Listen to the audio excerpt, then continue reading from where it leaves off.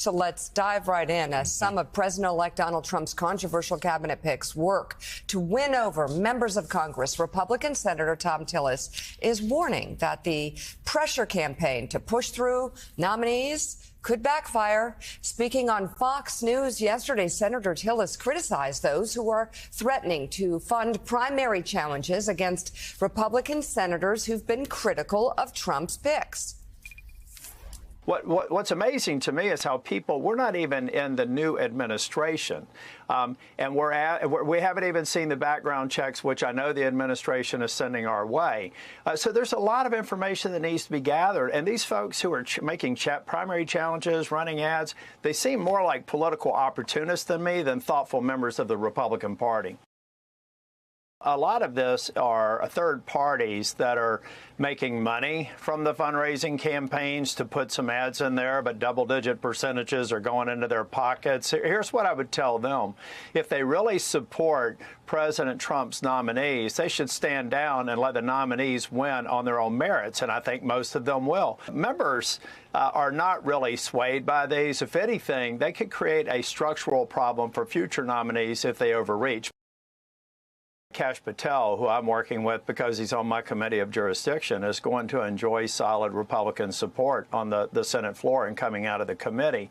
I think that Pete Hegseth is going to have to go to the committee and answer some questions about organizational experience, some of his past marriages, those sorts of things. All of that's fair game when you're running for a cabinet or sub-cabinet position. And Senator Susan Collins, who has expressed concern with some of Trump's picks, was asked about the pressure campaign last week. What do you think of the pressure campaign from the Trump allies to try to get you to toe the line on these nominees? Is it effective? No. I've taken many, many difficult oaths over the years that I've been privileged to serve in the Senate. Jim Vandehei, you know, actually, Thom Tillis is all right. So many people, what you see, whether it's here or whether you see it on social media, so many people are just out there. It's the grift. They want to say, hey, we're fighting for your side, contribute here. And it's unfortunately, that's just part of the grift that's out there.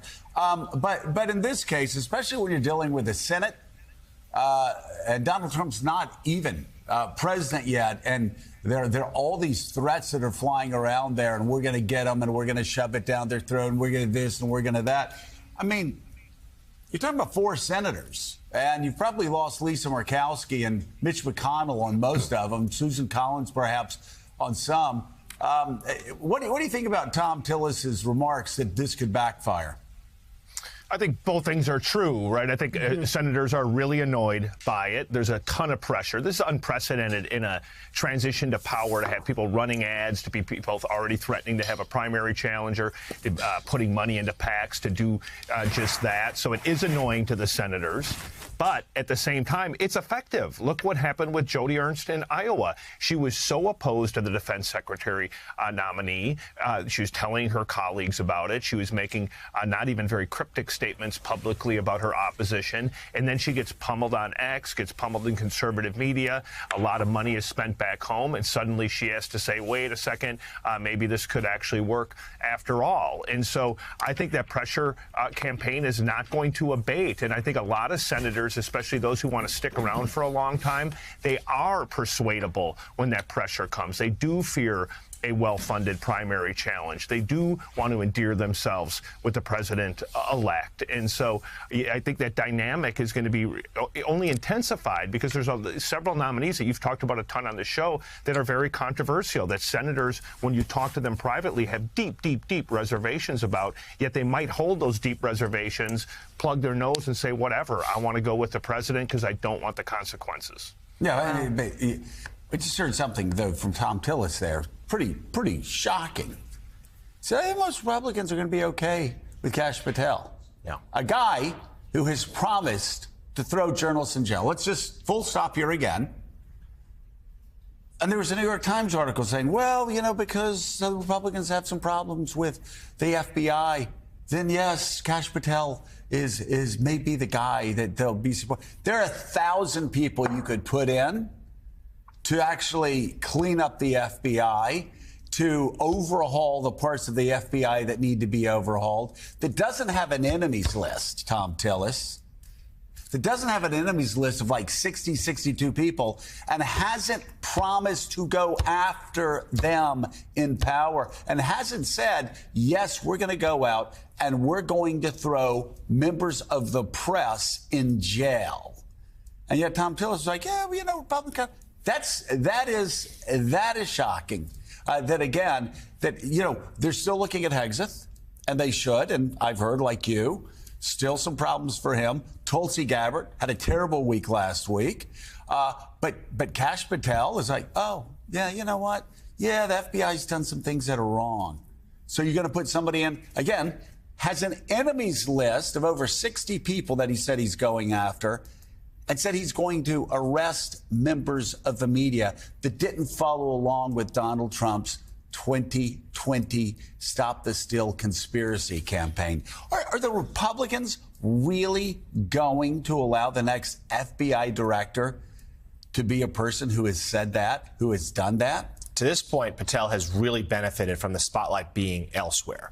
Gaetz, Hegseth, Tulsi Gabbard, and how that Republicans, even if they haven't had to take a vote yet, but even just signaling their opposition to some, they feel like, well, I can only even do that for so many of these candidates. And Patel has flown under the radar. And that's going to continue likely this week because Robert F. Kennedy Jr. goes to the Hill today, and he's going to, rightly, take a lot of the spotlight there. So Patel has more quietly gone through this process. He's met with a lot of Republicans. But you're so right. There are Republicans, and there are, sure, Democrats, too, who feel like there might be some changes needed at the FBI. Yeah. But Kash Patel is not an agent of reform. He's an agent of retribution. He's in that job explicitly because he channels what Donald Trump wants. It's long been said that Patel, no ideology of his own. It's simply whatever Donald Trump wants him to do. And he has an enemies list of his own that's in his book. He wrote it out, as well as someone who is going to take his cues from who Trump has said for months now he wants to have retribution against, whether that's his own members of his first administration,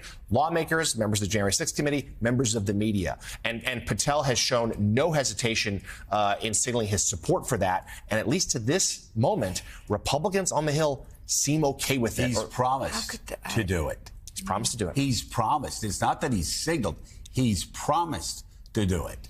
And I can say, Richard, not only what does this say to other countries across the globe, what does this say to the markets about the rule of law? There's a reason why our stock market is the envy of the world. Our economy is the envy of the world. There's a reason why people are leaving the London Stock Exchange and coming to the United States. There's a reason why businesses from all over the world are coming to the United States. It's the rule of law. You don't have to worry about things moving and changing and the rules and the laws changing depending on who's in office.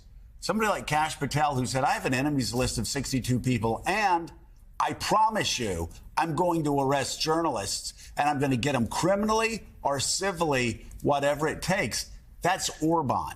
That's exactly what Orban and Putin has said they're going to do. Let's look at their economies. I wonder how that would work for the United States of America once that happened the first time.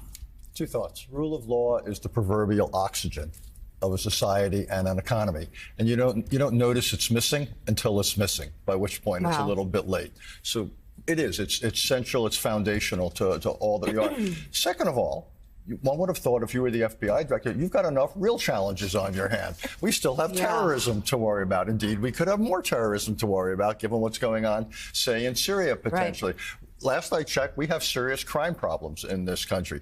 Last I checked, we could go down and down and down. Got corruption issues. So I would think the FBI director has his hands full without going after journalists. When you want somebody in the FBI that actually knew how to run the FBI and actually had experience on how to do all of these things? Well, I think that's one of the common threads here with this, with Hegseth and others. Put aside character issues and the rest. It's just a question of whether they have the necessary background. These are enormous management. And by the way, there's no member of the Senate that thinks Pete Hegseth has what it takes to run the biggest most powerful, most complicated, most Byzantine bureaucracy on planet Earth. Nobody, no Republican in the Senate believes that. So how does he get 50 votes? That, to me, is what these hearings need to be more about. Quite honestly, I understand, the personal character issues and the rest.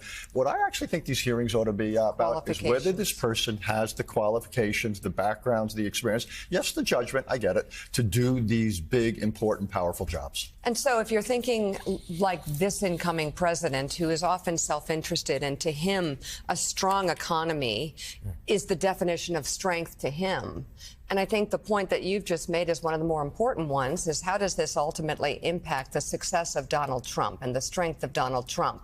If destabilization of the rule of law, whether it's through the Department of Defense or the FBI, hurts the economy, ultimately, that's not good for the incoming president. Well, it's terrible for the economy. It's terrible for the stock market. It's terrible for America. For America. It's terrible for democracy. It's something that we tried to say throughout the campaign on this show.